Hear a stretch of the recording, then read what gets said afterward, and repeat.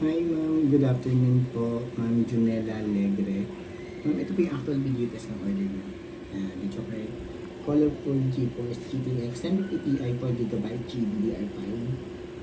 Ayan po siya. Dual fans, working pareho.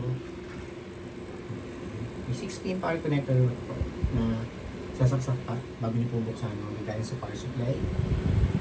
Warranty sticker po. Ma'am, panood po yung warranty sticker bawal po buksan ng onsen. Para po in case may problem po tayo, mapapagyan po natin na ganito. Video card kung issue po talaga. Pero pag open na po siya, yung video card, tapos yung warranty sticker, void po yung warranty. Hindi po namin i-accept yung warranty tapes pag tinag po. Okay? Ayun po yung isa, yung ilong po, warranty sticker po yun ng colorful. It means po, never pa yun, upay pa yun, guaranteed 200%. Fresh na fresh po yun. Sige na po. Tapos ito po, per mic test. Yan, tinetest po natin. Time running niya.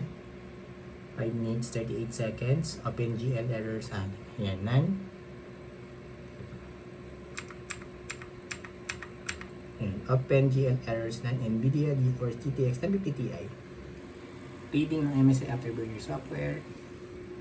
Yung graph, yung line na nasa taas. Napaka-smooth and stable lang po. Straight na straight lang siya.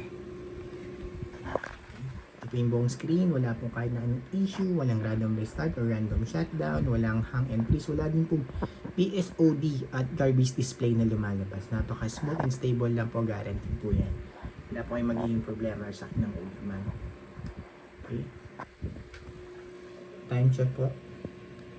Na-running siya. 6 minutes, 21 seconds na. Ayan, napaka-stable pa rin po. Okay, close ko na to.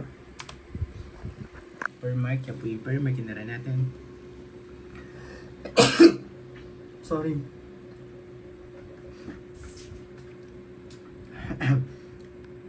Yan, sorry po. MSI Afterburner yung ito po yung kanina. Yan, nag-delete po kanina. Yan.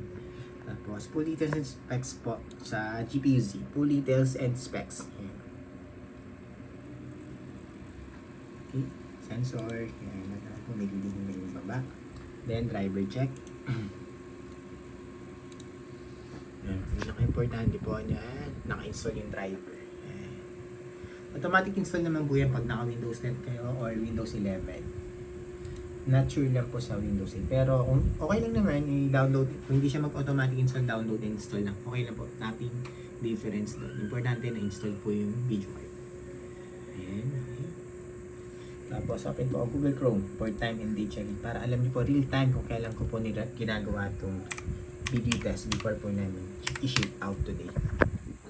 Yeah, bali, naka 24 hour format lang po yung internet time natin. Bali, ano siya, 1:13 PM, Thursday, May 16, 2024. Yan po yung current date and time natin before po natin i-ship out. Tinest po muna natin. Okay, isa pa. PH time lang. Yan, Google search lang ako. Yan, click ko lang yan.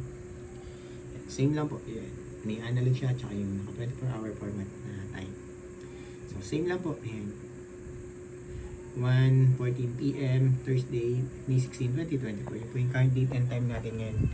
Real time before po namin ship out. Ito po yung, gusto nyo po i-double check website. Pwede nyo pupuntahan yan kung legit at kung real time at kung nadadaya. Ayan, pwede nyo pong i-double check. Ito din po yung isa. Okay po ma'am, yun lang po. Close ko na to para ma-ship out na po namin today itong order nyo ma'am. Okay, shutdown ko lang.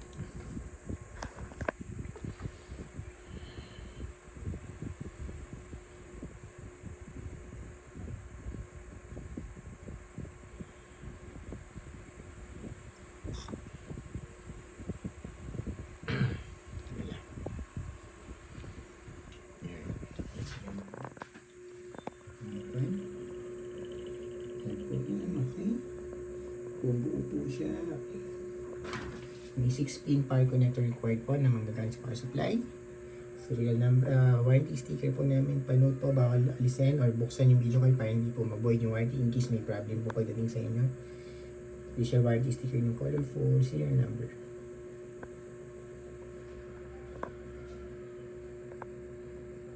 Okay po, yun lang Junella Alegre. Thank you po, bye.